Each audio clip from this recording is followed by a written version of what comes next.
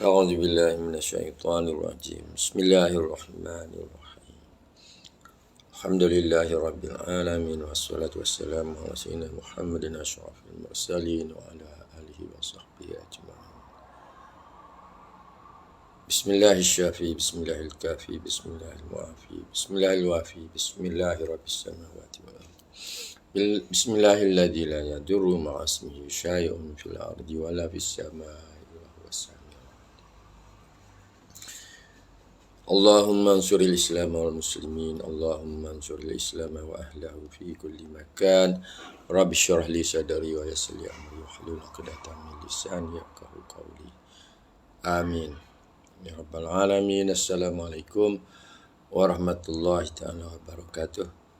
Kepada semua sahabat homeopati, sahabat keluarga dan sahabat-sahabat dalam FB sekalian yang ada masa kadang-kadangnya lalu ataupun membuka page HBI yang ada sebahagiannya video, sebahagiannya sedikit catatan. So hari ini saya nak sambung apa yang kita sebut pasal remedi profilaksis ataupun yang boleh digunakan sebagai pencegahan. Yang kita dah bicara dulu berkaitan dengan aconitum, apis male dan juga arnica montana. Hari ini remedi apa yang ada dalam ni ya? Remedi kita lihat muka surat belakang kalau kita nak study apa ni rawatan asas homeopati ni di bahagian belakang tu ada berkaitan dengan penawar asas dan pencegahan. Di dalam ni ada, bila kita buat kursus ada 18 remedi utama yang kita bicarakan khusus untuk menangani masalah-masalah di rumah. Okey, satu remedi yang saya ingat kita belum bicara ialah Arsenicum album. Okey. Arsenicum album JH Clark menyarankan agar semua mereka yang terdedah kepada jangkitan influenza. Ini JH Clark yang cakap. Ini yang lama dulu. Zaman dulu pun dah ada influenza, bukan sekarang. Mungkin dia kata variannya berbeza ataupun virusnya berbeza daripada dulu. Tapi simptom-simptom sebahagian besarnya sama. Dia attack yang mana yang lebih serius, itu katanya lah mungkin berbeza antara virus tersebut. So, beliau saran influenza guna Arsenicum potensi 3 di waktu siang dan malam, maknanya 2 kali sehari diambil untuk mengelak daripada jangkitan atau dijangkiti. Arsenicum terbukti sesuai untuk melawan kesan sampingan penggunaan penisilin. Maknanya boleh juga guna untuk lawan kesan-kesan buruk ubat. Demikian pendapat Dr. MB Desai. Ya, rawatan asas homeopati. Tetapi ada bahagian-bahagiannya masa dalam kursus kita tak beri penekanan, sebab penekanan memang diberi, cuma kita tidak bicara mengenai profilaksis suatu kursus itu. So itu arsenicum. So arsenicum sahabatnya, walaupun ia bukan remedi yang bersumberkan herba, tetapi Dr. Hahnemann telah pun menyebut berkaitan arsenicum ini di dalam buku beliau, iaitu Essay on a New Principle. Okey. Sebagaimana siapa yang belajar homeopati, dia boleh lihat balik. Oh, saya tak tag siapa masuk. Waalaikumsalam sahabat Gabar Ranger. Saya tak ingat dah siapa nama Gabar Ranger ni. Tak apalah.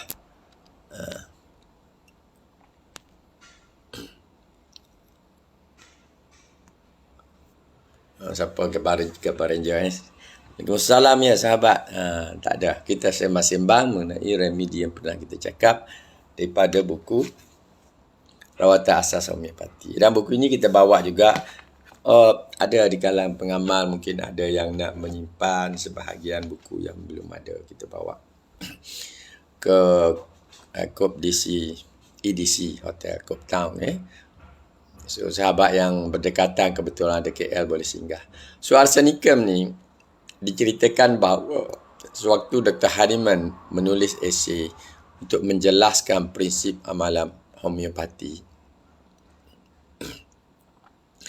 yang mana beliau ada menamakan 46 remedi di dalam esei beliau. Bermakna dalam tempoh itu beliau sudah membuat kajian atau paling tidak proving, tetapi proving pada dos herba lah, ataupun dos kasar kalau ubat itu bukan herba, seperti arsenicum. Disebut arsenik, bila beliau uji ada lebih kurang 291 simptom berkaitan dengan arsenik, dan beliau memasukkan nama remedi arsenicum ini di dalam buku beliau, di dalam esei beliau yang memperkenalkan homeopati.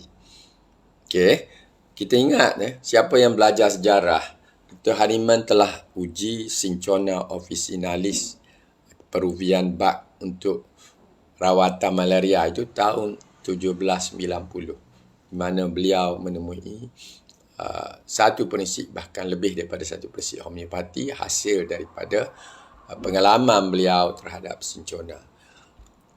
Kemudian untuk memberitahu dunia, beliau menulis essay on a new principle, prinsip-prinsip dalam rawatan. Itu pada tahun 1796. Dan di dalam esei tersebut, beliau menyebut antara remedi ialah arsenicum. So arsenicum ini, yang kita belajar arsenicum ini. Tetapi Dr. Hahnemann di dalam tulisan bukunya berkaitan dengan fragmenta, dia tidak masuk arsenicum. Banyak di dalamnya dimasukkan berkaitan dengan herba-herba yang diuji.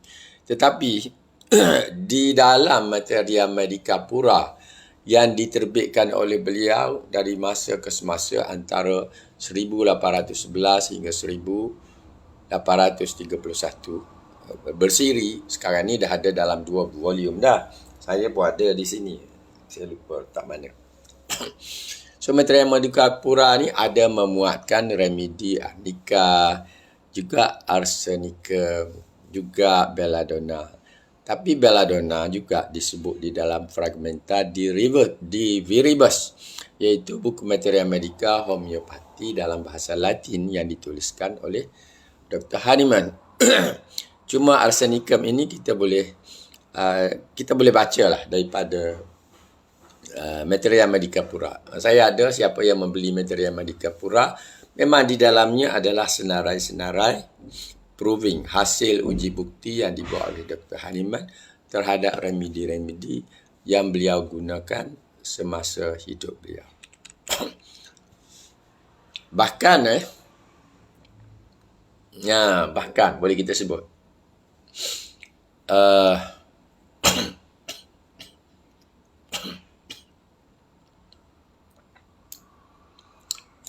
boleh kita sebut berkaitan dengan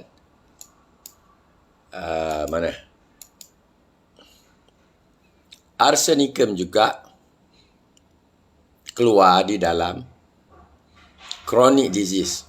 Maknanya arsenicum ini remedi untuk penyakit-penyakit kronik. Remedi untuk penyakit-penyakit kronik. Jadi, kita ada banyak alasan untuk kita study, untuk kita hafal, untuk kita memahami arsenicum. Sebab pertama, ia telah melalui uji bukti atau proving oleh Dr. Samuel Hahnemann sendiri. Yang kedua, Dr. Hahnemann sendiri menerbitkannya di dalam Materia Medica beliau. Bahkan arsenicum diterbitkan juga di dalam buku The Chronic Diseases. Maknanya penting untuk study atau mempelajari penyakit-penyakit kronik. Ini berkaitan dengan arsenicum lah. Kita cakap lebih sedikit mengenai arsenicum berbanding kita cakap dalam kuliah kursus dahulu. So, arsenicum ini remedi yang sangat penting dalam homeopati. Kalau kita lihat arsenicum ini, mana lagi kegunaannya, okey, dalam buku yang terbaru yang kita sebut buku perubatan homeopati, teori dan praktis, kita ada sebut juga arsenicum banyak kali, khususnya berkaitan dengan influenza. Tapi kita lihat dulu, kalau kita pergi pada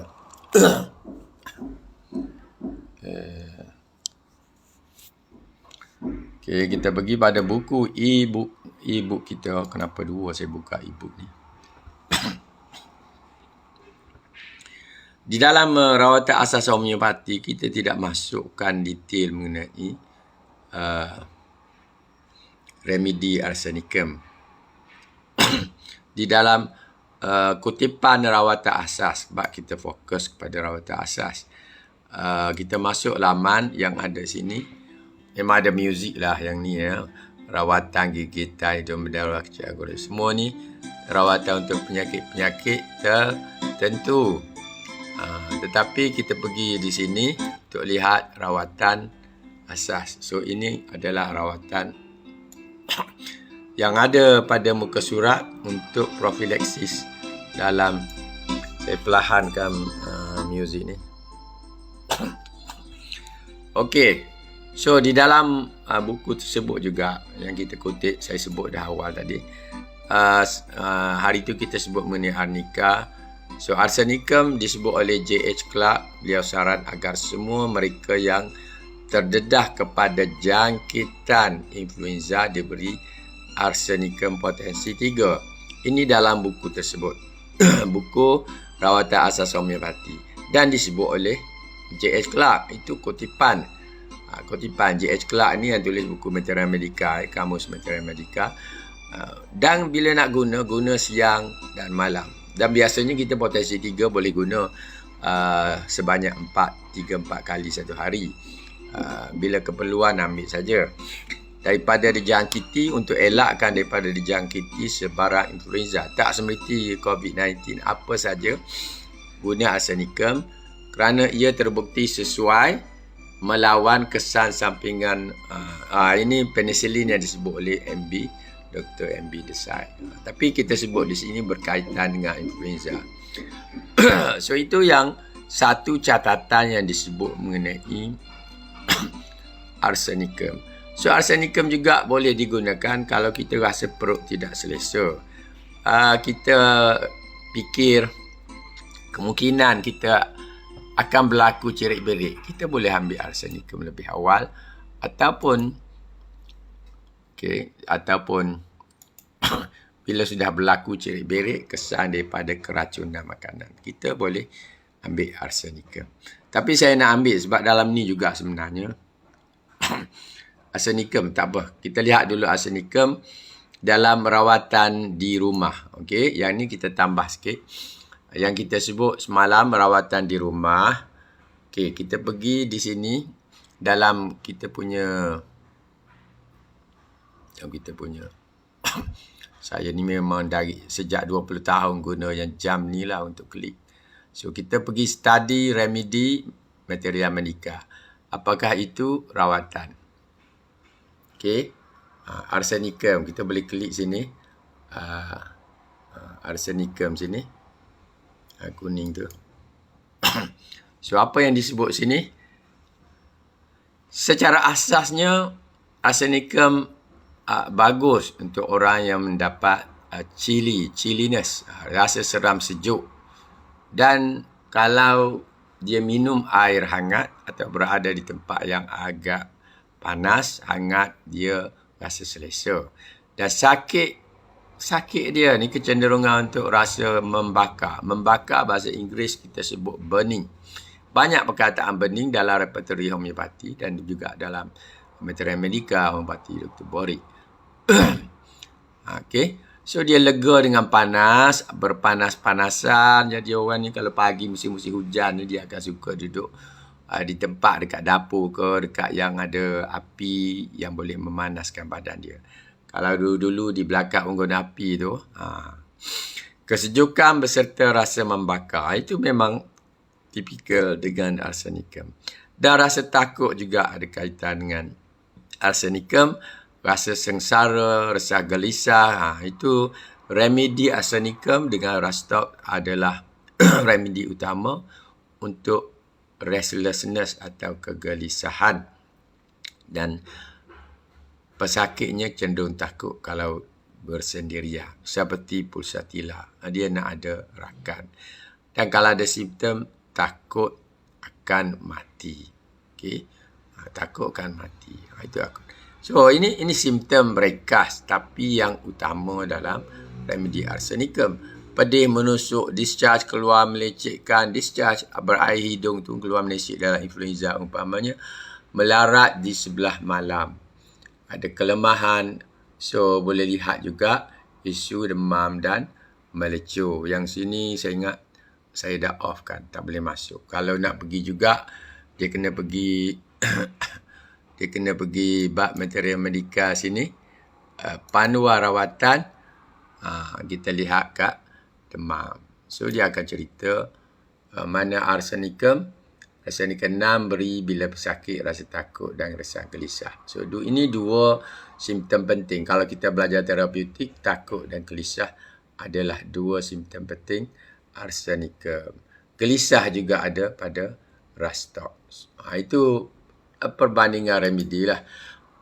Dan memang kita ada sentuh banyak dalam buku terbaru kita.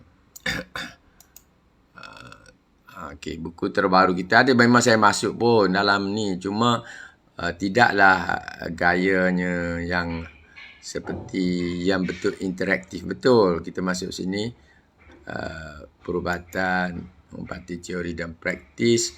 Dan ni kalau siapa yang ada buku ni, dia pergi pada isu vaksin dalam homeopati. So dalam buku lah, dalam buku ada study mengenai vaksin dan homeopati. Ini memang simptom-simptom dan kesan sampingan vaksin. Kita masuk semua ni banyak. Tidak ada buku yang detail menceritakan tentang COVID-19 dan vaksinasi pada masa ini, melainkan buku yang kita terbitkan, Perubatan Homeopati, Teori dan Praktis. Dan remedi apakah yang paling sesuai untuk mengurangkan kesan IEFV tu? Kesan apa tu? Side effect daripada vaksin. Dan dalam buku ini kita masuk sintesis repertory. Repertory bukan borik, bukan Ken, tapi sintesis repertory, maknanya repertory yang agak moden sikit. Apakah yang dikatakan berkaitan dengan remedi-remedi yang sesuai untuk diberi sebagai antidot kepada vaksin. Di sini disebut sebahagiannya itu nama remedi-remedi lah dalam repertory. Berlinum, aconitum, tuja, banyak. Banyak di sini menyebut tuja. Kemudian kita bariskan semula repertory ini kepada ikut remedi. So, kita dapati sintesis repertory pun dia kata remedi terbaik untuk antidot vaksin. Tuja. Sebab itu, sewaktu vaksinasi dahulu kita saran pesakit kalau boleh dapatkan remedi tuja 30, tuja 200 ke selepas vaksin. Kedua, remedi yang terbaik untuk melawan vaksin di sini disebut silika. Saya ada call Homeopati Mulia di Kota Baru dulu, ada juga sebut. Ada yang cari silika. Silika ada 11 simptom yang berkaitan kesan-kesan vaksinasi. Umpamanya di sini dikata kalau rasa loya di perut, ada diarrhea, cerit-berit, batuk. Kesan-kesan ini, konvulsi, ada tarik-tarik, ada ada kesan buruk vaksinasi dalam sejarah keluarga. Okey, banyak Mezeria, Melandrin dan sulfur ini semua remedi-remedi dalam vaksinasi. Okey, ini kita kata berkaitan dengan vaksinasi, bukan remedi untuk COVID. Okey. So ini memang ada dalam buku Perubatan Homeopati, Teori dan Praktis. Memang buku kulit tebal. Okey. Bukunya buku kulit tebal yang harga 160. Pergi pada laman web diarhata.com boleh jumpa. Kita lihat peranan homeopati dalam epidemik.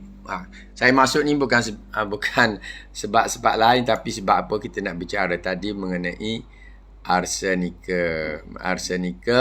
Okey, sebab kita cakap mengenai perkembangan semasa pandemik coronavirus dan ini tidak ada buku buat masa ini yang membicarakan mengenai epidemik. Tak perlu cari surat khabar yang bersepah ataupun cari dalam Google. Kita kutip dan masukkan dalam buku Perubatan Homeopati, Teori dan Praktis. Termasuk apa yang kerajaan Malaysia buat bila COVID-19 masuk. Ada perintah kawalan pergerakan pertama, kedua, ada data-data perkembangan COVID-19. Sistem rawatan alternatif terpinggir. Kenapa terpinggir? Ialah kita tidak diberi ruang untuk memberi rawatan COVID-19. Semuanya mesti lapor, direkod dan dirawat di hospital.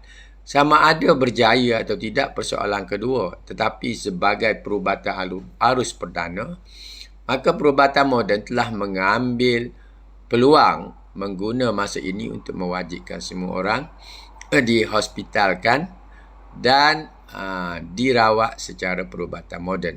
Walaupun homeopati pun, yang ni ada cerita gelombang kes 19, COVID-19, gelombang pertama dan kedua. Sebab itu, buku Perubatan Homeopati, Teori dan Praktis ini adalah buku yang sangat baik.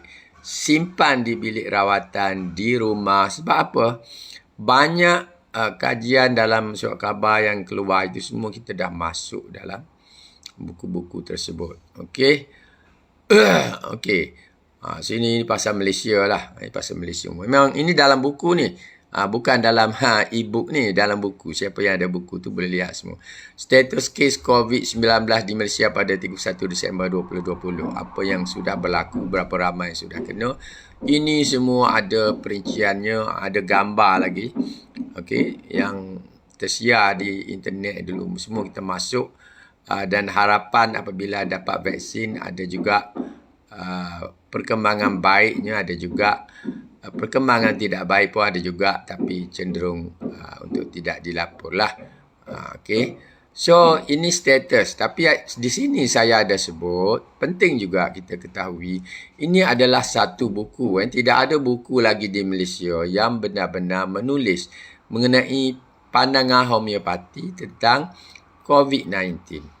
So, kita masuk di sini sebab kita cakap mengenai arsenicum. Okay, bila kita tinjau kembali isu COVID-19, orang-orang yang pamerkan simptom di bawah kemungkinan mendapat COVID-19 adalah simptom berikut. Demam, rasa seram sejuk, batuk, nafas pendek, sukar bernafas, letih, kelesuan. Okay, terima kasih komen. Sakit kepala, sakit otot dan tubuh badan, kehilangan bau, ada. Ini satu simptom yang kita telah terima sebab masa itu saya masih merawat. Memang ada beberapa pesakit beritahu dia tidak rasa bau langsung. Selera makan pun tak ada, sakit kerongkong, hidung berair, sesak, loya atau muntah. Dan ini antara simptom yang kita lihat lah. Kenapa? Bukan kita sahaja. Masyarakat homeopati di India pun melihat itulah. Tapi apa yang berlaku, kita tidak boleh melawan kehendak arus perdana. Rawatan arus perdana dia kata, hendaklah rujuk hospital kalau tiba-tiba pernafasan sukar, sakit, ada tekanan dalam dada berterusan, pesakit menjadi keliru, tidak dapat bangun, berjaga atau tidur atau mengantuk, kulit kedua bibir, kuku pucat, kelabu. Ini semua kena bawa ke hospital. Ini inilah kalau kita pergi hospital memang automatik dia masukkan wad lah. Dan apa yang dia buat terpaksa ikut lah. Tapi memanglah siapa yang agak enggan, dia tak pergilah buat rawat sendiri di rumah. Rawatan moden bukan satu-satunya rawatan yang boleh menyembuhkan. Banyak lagi sistem rawatan lain. Okay, kita masuk study. Ini study di mana? Berkaitan dengan rawatan di China. Di China ni bagusnya sahabat ya. Di China ni dia tidak guna perubatan moden semata-mata. Di hospital pun dia orang bawa herba-herba Cina beri juga. Sebab mereka yakin dengan herba Cina. Lagipun mereka ada catatan berkaitan dengan jenis-jenis herba yang ada di negeri China, termasuklah ginseng ke apa-apalah. Tapi di Malaysia kita tidak ada. Hanya akhir-akhir mutakhir ini ada orang buat buku berkaitan dengan herba yang ada di Malaysia. Tetapi tak ada evidence lah. Kata orang moden ni tak ada evidence lah. So ini contoh berapa ramai yang menghadapi masalah penat, batuk, sakit kepala, sakit otot, mialgia, rhinitis, hilang pengecapan, sakit kerokok, hilang bau, demam, berapa peratus. Sahabat, di mana nak cari dah semua data-data ni? Carilah di internet dengan Google. Tapi yang paling simple, beli buku perubatan homeopati, teori dan praktis. Kita dah kumpulkan di dalam itu. Ada gambar virus lagi di dalam perubatan homeopati, teori dan praktis. So, ini pandangan homeopati tentang COVID-19. So, kita masuk di sini. Pandangan kajian-kajian mereka yang hebat dalam homeopati mengenai apakah rawatan sesuai diberikan dari segi remedi. So, kita masuk. Apa keputusan yang dibuat oleh Ayush Government, Kementerian berkaitan perubatan alternatif di India. Dia buat saranan. So, antara saranan itu, sebab kita cakap pasal arsenicum ni, ini ada remedi-remedi yang disaran, salah satu kajian oleh orang homeopati. Antara yang boleh digunakan, dia kata, ni, dekat sikit. Bryonia, arsenicum album, flavus, antimonium tart. Ini remedi-remedi sesuai ikut simptom. Tapi ni homeopati dan COVID-19 Malaysia tak adalah. Malaysia tak ada memberi sebarang saranan. Tapi di sini kebanyakannya, bahkan yang popular di India, ialah untuk memberikan remedi arsenicum yang kita sebut tadi. Ia adalah satu remedi pencegahan yang baik. Cuma Ayush terkenal pada tahun 2020 katanya mana? Artinya di dalam kenyataan itu mana ni?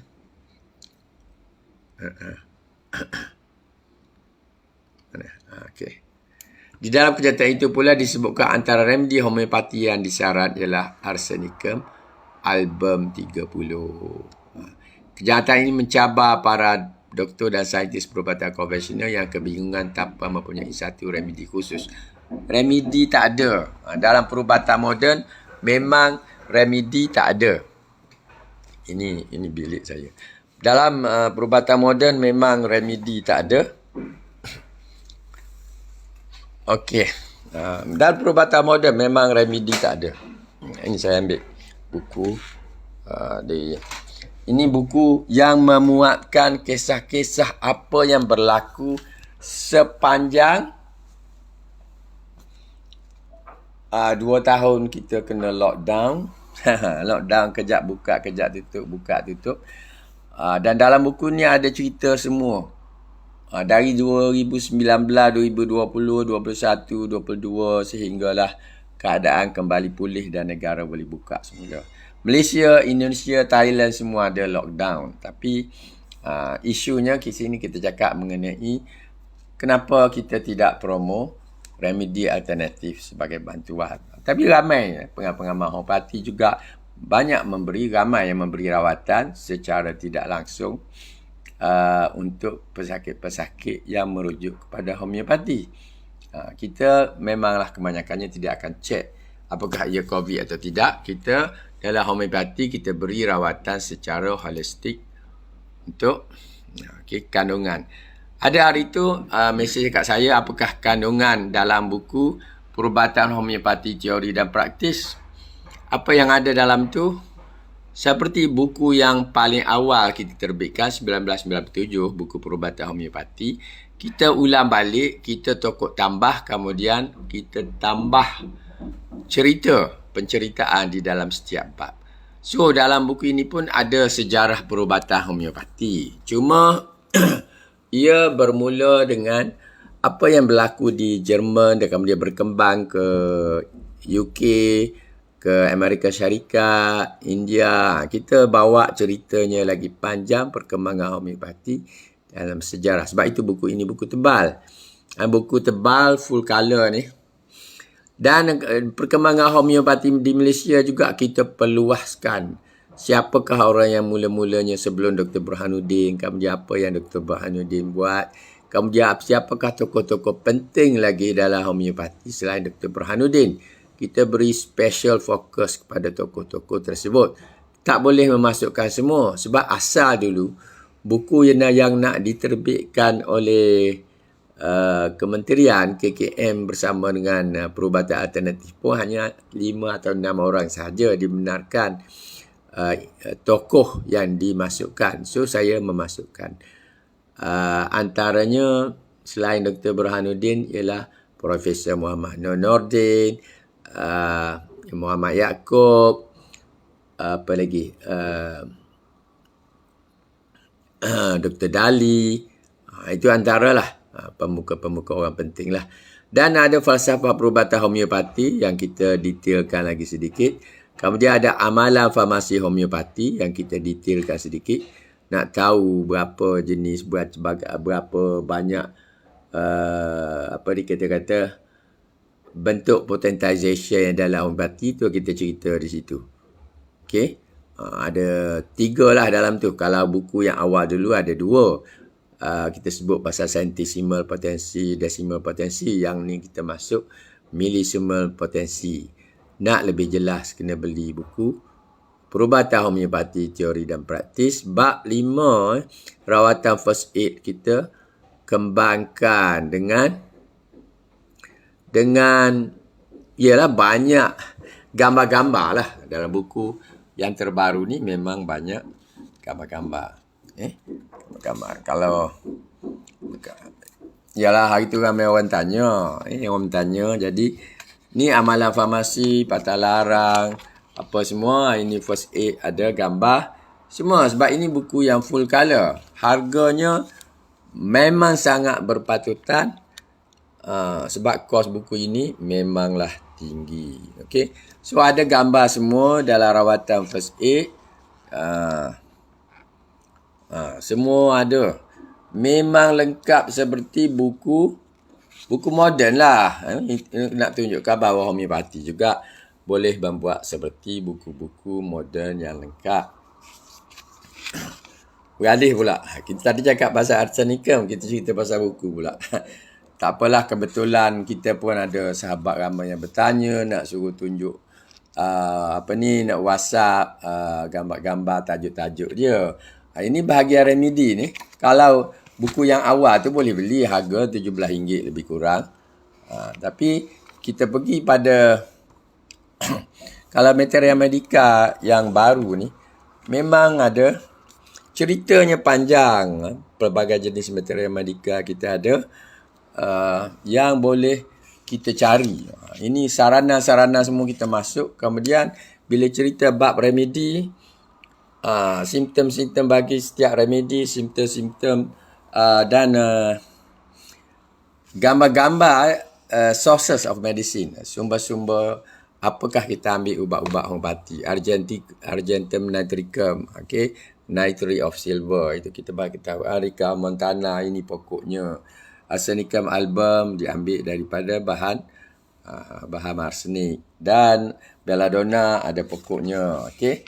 So Baptisia, Bryonia, semua ini canteris yang selalu kita guna untuk kecederaan terbakar. Itu binatang yang telah diambil untuk dipotentiskan remedinya.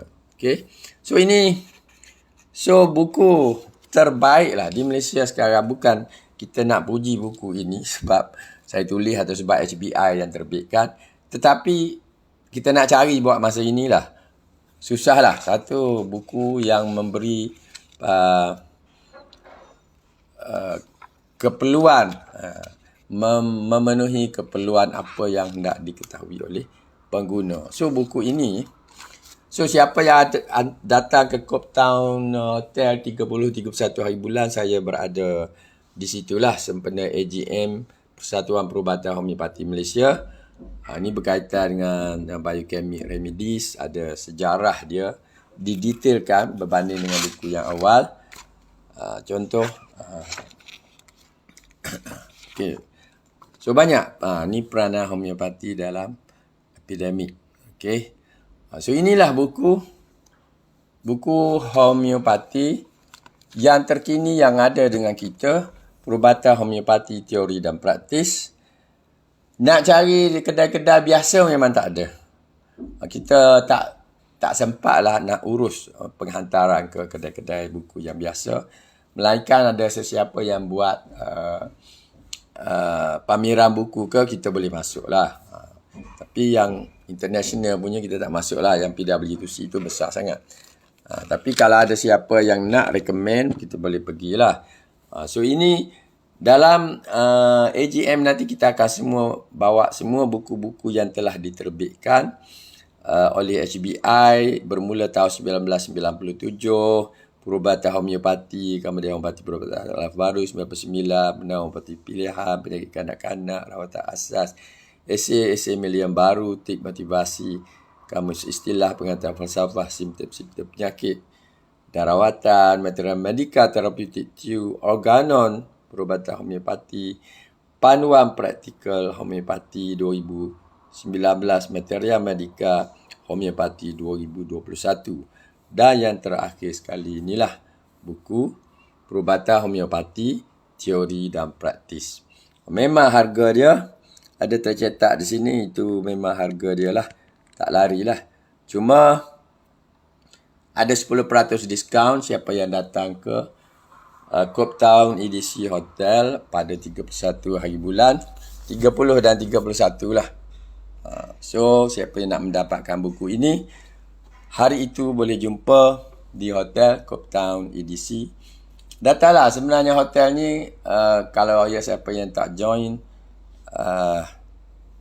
boleh datang jugalah untuk jenguk tempat kita pamer dan boleh beli. So itulah. Tadi kita nak cakap pasal arsenicum. Jadi arsenicum, kita balik pada arsenicum. Arsenicum ini memang diguna oleh saranan oleh doktor-doktor homeopati dari Ayush Government untuk diberikan sebagai satu pencegahan. Bukan untuk vaksinasi, tetapi sebagai satu pencegahan. Boleh juga untuk vaksinasi, bergantung pada kes. Tapi sebelum kena tu, apa yang kita nak guna untuk cegah? Dalam vaksin tu dia ada macam-macam jenis yang dia orang buat untuk dicucuk. Untuk dicucuk itu kaedah moden, kaedah homeopati. Kita boleh beri remedi yang mana bersesuaian. Sebelum kita keluar ke mana-mana dalam tempoh seminggu tu, boleh ambil arsenicum album. Boleh ambil secara harian pun, ambil potensi yang rendah, umpamanya potensi 6 atau 30, 2 kali sehari. India government cadang ambil 3 hari saja, lepas itu seminggu atau 2 minggu lepas tu tak ambil, tak apa. Itu India government yang cakap. Tapi kalau kita nak ambil setiap kali kita keluar, kita boleh ambil. Sekarang musim kan semakin ramai orang kena flu ni, kita boleh ambil, tidak ada masalah. Itu peranan arsenicum dari segi sebagai remedi profilaksis. Bagus. Kalau tak ada arsenika, ambil juga akar hitam. Akar hitam adalah remedi yang secara spesifik disebutkan oleh Dr. William Bory di dalam Metera Medicanya adalah terbaik untuk influenza. Okey, boleh beri juga untuk elak daripada kena influenza. So, kita saran akar hitam, arsenicum.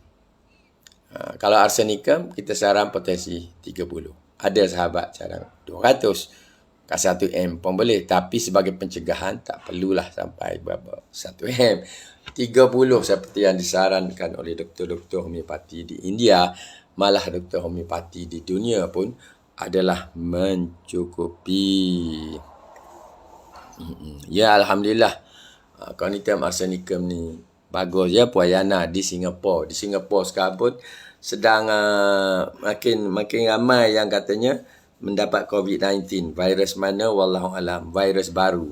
Tapi homeopati kita tak perlu tukar remedi. Virus apa pun, simptom dia adalah simptom flu.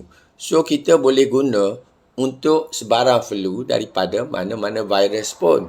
Sebab kita base untuk kita guna sebagai rawatan dan pencegahan juga ialah dari segi keserupaan simptom-simptom flu tersebut, influenza 1 ke, 2 ke, 3 ke, COVID-19 ke, COVID apa pun, simptom dia lebih kurang sama, cuma setengahnya itu fokus pada sesak nafas, fokus pada hilang selera makan dan sebagainya. Untuk pencegahan kita boleh beri arsenicum album. Tidak ada masalah. So, sekali lagi, saya saranlah, yang tak datang ke KL, boleh beli secara pos buku Perubatan Homeopati, Teori dan Praktis ini. Ini buku yang terbaik dari segi detail penceritaan mengenai epidemik. Buat waktu inilah, mungkin lain kali ada lagi orang yang lagi hebat. Detail mengenai vaksinasi dengan rujuk kepada organon lagi, dan bahagian tajuk-tajuk lain juga telah dikembangkan dan update untuk sesiapa sahaja mengguna buku ini sebagai rujukan, baik di kampus oleh pelajar-pelajar, sama ada pelajar homeopati ke, pelajar degree lain ke, pelajar yang ambil homeopati sebagai minor ke, ataupun rawatan alternatif sebagai minor. Buku ini dalam perubatan homeopatif, tak kira acupuncture ke, tak kira urut ke, bekam ke apa ke, yang ada di Malaysia, walaupun yang ni tak sentuh, tapi kalau ada di Malaysia yang ada tulisan dalam bahasa Melayu yang diterbitkan oleh Dewan Bahasa Pusaka, saya dapati ada. Seperti refleksologi pun ada diterbitkan oleh Dewan Bahasa Pustaka. Bagus juga buku dia. Saya pun ada baca juga. Tapi dalam homeopati, Dewan Bahasa pun tak terbit. Jadi, the best yang ada kalau nak cari, ini Perubatan Homeopati, Teori dan Praktis. Saya saranlah, tanya persatuan saran ke tidak. Kalau PPHM, tanya Puan Norliza, biar saran ke tidak. MPHM, tanyalah. InsyaAllah. InsyaAllah. Okey. So, siapa yang datang nanti boleh jumpa. Datang nanti kalau saya ada sana. Kalau nak bergambar pun, boleh sama-sama. Saya, yalah, belum betul-betul tua ni, bolehlah kita nak bergambar, tak pernah jumpa, jarang-jarang sekali jumpa, bersama buku yang dibeli nanti di Copetown EDC Hotel. InsyaAllah kita boleh bersama di sana. Nak bertanya pun bolehlah. Tapi itu mereka pergi untuk bermesyuarat. Tapi saya tengok ada ruang-ruang antara mesyuarat, antara makan, antara waktu malam, antara seminar yang ada sebelah malamnya. Waktu-waktu yang boleh kita jumpa di kaunter HBI yang dijemput khas oleh PPHM untuk kita promo buku-buku untuk kegunaan dan juga sebagai rujukan pengamal. Pengamal ni semua hebat-hebat. Dalam rawatan saya tak boleh beat. Saya ni fokus banyak penulisan dan penerbitan. Dulu-dulu rawatan pun mungkin tak seramai pengamal dalam PPHM yang mempunyai pelanggan yang ramai. Tetapi dari segi penulisan, hasil karya sebagai rujukan untuk kegunaan dan juga untuk rujukan di bilik rawatan, insya-Allah. So, berjumpa dengan anda di sana seminggu daripada hari ini. So, saya tak jumpa Puan Noliza. Kalau Puan Noliza masuk, masuk, nanti beri like dan share kepada grup, share kepada PPHM Official, supaya lebih ramai yang tahu. Mungkin ada kawan-kawan nak kirim, tolong beli di sana. Bila sampai di sana, kita bawa lah. Saya tak pasti nak bawa banyak ke tidak. Selalu saya bawa 20. Paling-paling pun 20 naskah je kalau tidak ada tempahan khusus. Sebab, ialah, tak semua orang nak beli. Okey, itu saja daripada saya pagi ini. Terima kasih siapa yang dapat online. Mudah-mudahan bicara kita pada pagi ini bermanfaat. Sempena menjelang AGM PPHM pada 31 Disember 2023. Assalamualaikum warahmatullahi taala wabarakatuh.